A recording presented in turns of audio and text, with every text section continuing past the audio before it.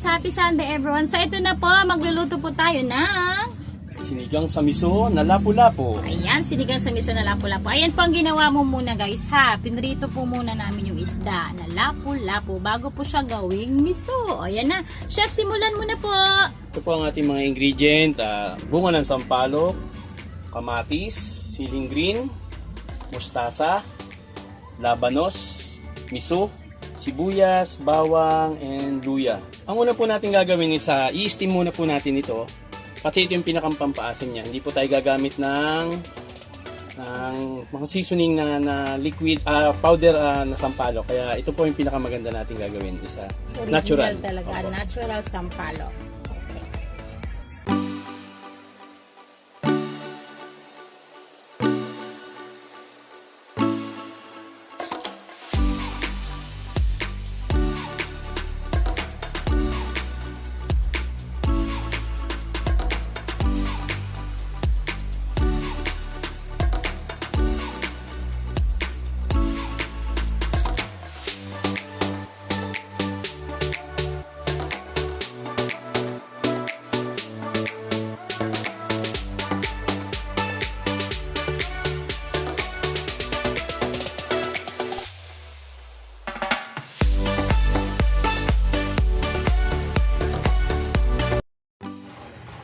Ito po, pag mainit na po yung ating kawali, lalagyan na po natin ng mantika.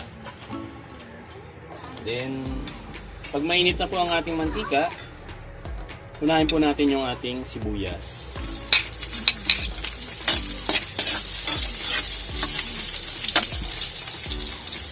Sunod po natin yung ating bawang.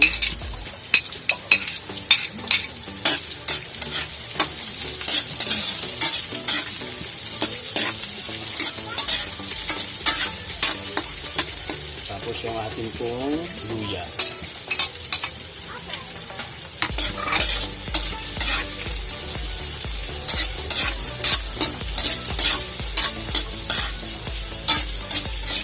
Lagay po natin yung ating kamatis.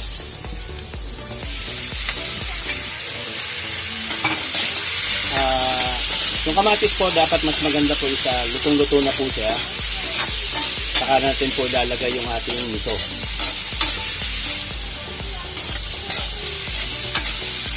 Ayan po, makita po natin, nadudurog na po yung kamatis, napipipi na natin. Lalagay na po natin yung ating miso. Lutuin din po mabuti yung miso. Saka po natin sunod yung labanos.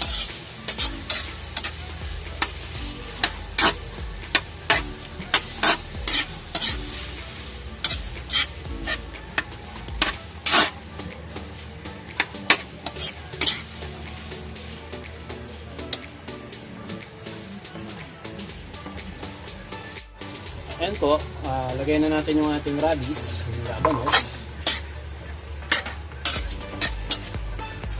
Sabin po natin siya. After po nyan, saka natin po lalagay yung ating ni-steam na sampalok. Nadurog na po to, kaya yun nga, gagamit po tayo ng pansala. Kasi po pag hinalo natin yung bunga ng diretso, yung pong sapal ng sampalok, mapapasama sa ating niluto. Medyo hassle po yan sa pagkain. Ayan po, pag na kumulo na po yung ating sabaw, saka po natin ilalagay yung ating isda. Napakasarap po ng asim niya kasi natural po siya na sampalok. Wow! Hindi po kailangan matagal din ang pagkakakulo ng isda kasi madudurog po siya. Luto naman na po siya kaya no need po na matagal. Okay. Saka po natin lalagyan siya ng kaunting pepper, paminta. Pag po masyado madami kasi minsan natitikman ng lalasahan ng ating anak, yan po medyo maanghang. Tapos kaunti po patis. Depende po sa ating panlasa. Huwag po masyadong marami kasi po yung ating isda kanina is may asin na po yun bago pinrito. Mga ilang kulo lang po. Saka po natin ilalagay yung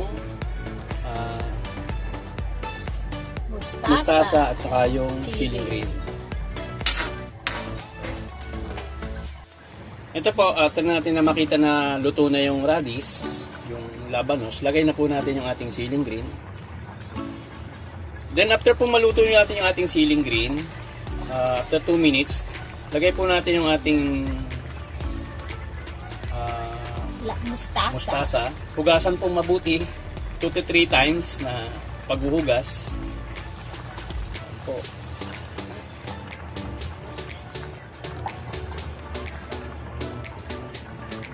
Okay. Then takipan para po maluto yung gulay. After po niyan, pwede na po siyang i-serve. Ito na po ang ating sinigang sa miso. Ready to serve na po. Patayin na po natin yung ating kalan. Napakaganda po ng ating kulay. Ang ganda ng kulay. Sinigang sa miso. Ayan, kuha tayo ng ulo guys. Yung head talaga. Ayan. Sarap! Napaka-fresh at bagay po ito sa malamig na panahon guys. Tag-ulan ngayon dito. Alam niyo na po, bumagyo nung nakaraan. So, best po ito panluto or lulutuin po para po mainitan po ang ating mga tiyan. Yummy, yummy, yummy! Ayan. Ooh. Wow, vegetable.